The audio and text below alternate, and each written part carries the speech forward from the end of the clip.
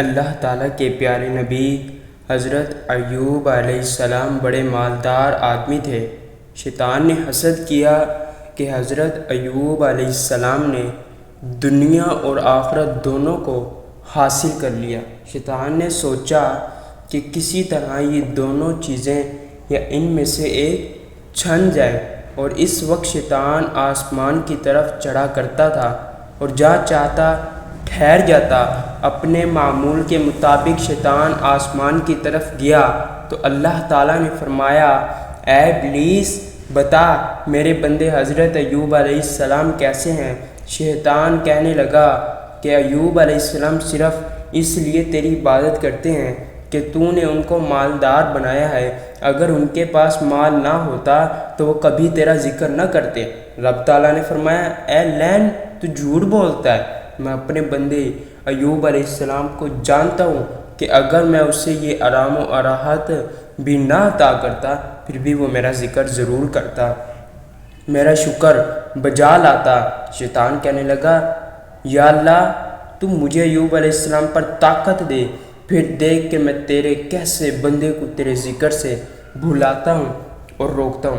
اللہ تعالیٰ نے شیطان کو حضرت ایوب علیہ السلام کی روح کے سوائے ہر چیز مسلط کر دیا۔ اس کے بعد ابلیس واپس آیا، دریا کے کنارے کھڑا ہوا اور ایسی چیخ ماری کہ تمام جن اور اس کے چپلے جمع ہو گئے۔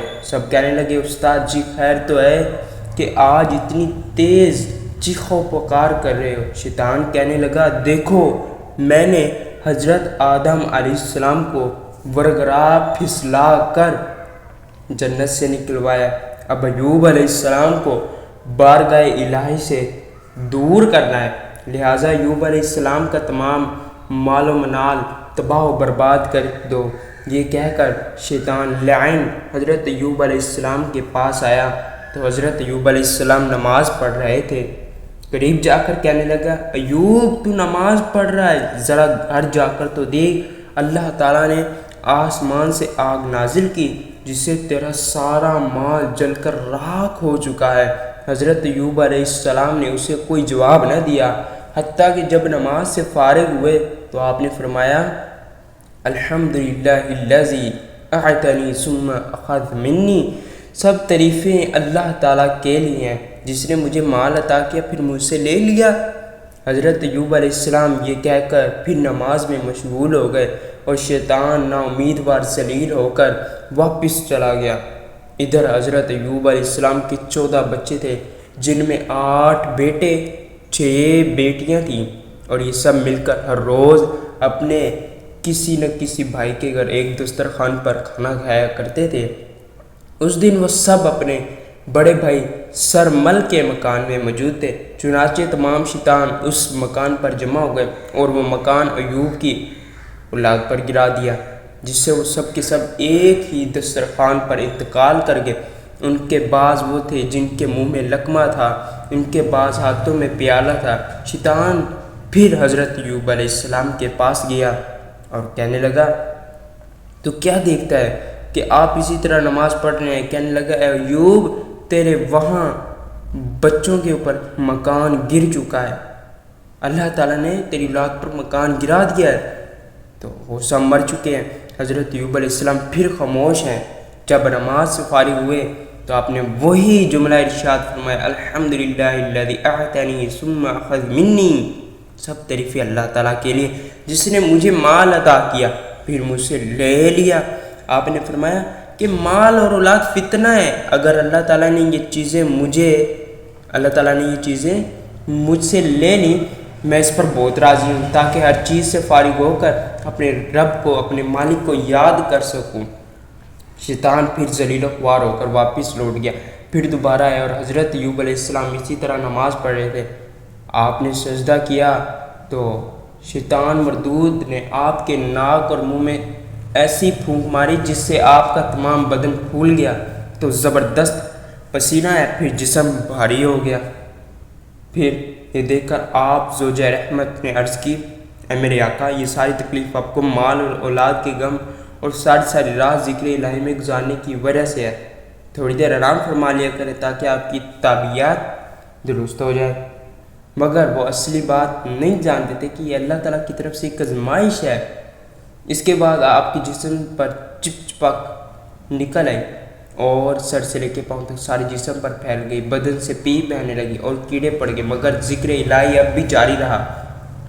جب آپ کا سارا بدن کھوکھلا ہو گیا تو جسم مبارک میں صرف 2 ہی کیڑے رہ گئے، ان میں سے ایک دل اور دوسرا زبان کی طرف مائل ہوا۔ جب انہوں نے دل اور زبان کو کاٹا تو حضرت ایوب علیہ السلام نے بارگاہ الہی عرض کی، انی مسنی الضر وانت ارحم الراحمین، بے شک مجھے تکلیف پہنچی ہے اور تو بہت زیادہ رحم فرمانے والا ہے۔ آپ نے یہ کوئی شکوہ اور کوئی شکایت کے طور پر نہیں کہا، بلکہ صرف اس لیے کہ مولا تیری ہر بلا ہر مصیبت پر صبر کروں گا جب تک میرا دل تیری محبت میں ہوگا اور میری زبان تیرے ذکر میں جاری رہے گی۔ تو اللہ تعالیٰ نے ارشاد فرمایا، انا وجدناہ صابرا، بے شک ہم نے ایوب علیہ السلام کو صبر پایا، کیونکہ آپ نے مال اور اولاد کے لیے جزو فضو نہیں کی تھی، بلکہ آپ نے تو اس لیے اللہ تعالیٰ کی بارگاہ میں عرض کی تھی، یا اللہ کہیں ایسا نہ ہو میری زبان تیرے ذکر سے رک جائے۔ اس کے بعد اللہ تعالیٰ نے حضرت ایوب علیہ السلام کی طرف وحی بھیجی کہ اے ایوب علیہ السلام، تجھ سے پہلے 70 انبیاء علیہ السلام نے مجھ سے اس آزمائش کو طلب کیا، مگر میں نے تیری عظمت و بزرگی کی خاطر اسے تیرے لیے پسند کیا۔ اس میں بظاہر تو تیرے لیے بلا ہے، مگر حقیقت میں تجھ پر میری رحمت اور دوستی ہے۔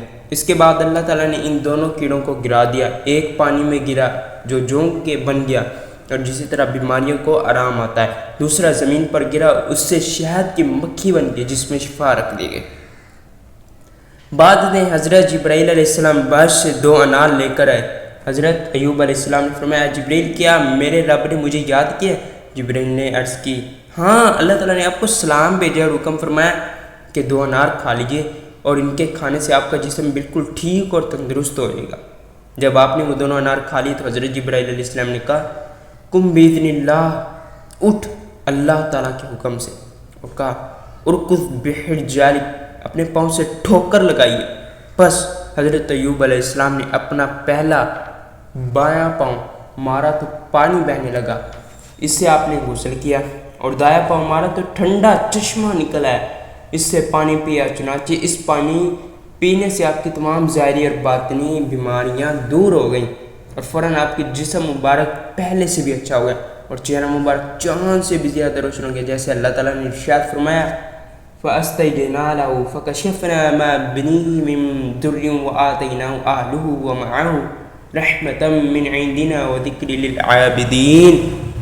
پس ہم نے ایوب کی دعا کو قبول کیا، پس ہم نے کھولا ایسا اعزاز کوئی جوان کے ساتھ تھی اور اس کو اولاد دی، اور اسی کی مثل اپنی رحمت سے اور نصیحت عبادت کرنے والوں کے لیے۔ میرے بزرگوں، دوستوں، یہ ہے اللہ تعالیٰ کے محبوبوں کا تقوی کہ ان پر چاہے لاکھ بلائیں اور مصیبتیں آ جائیں مگر وہ ذکر الہی سے غافل نہیں ہوتے۔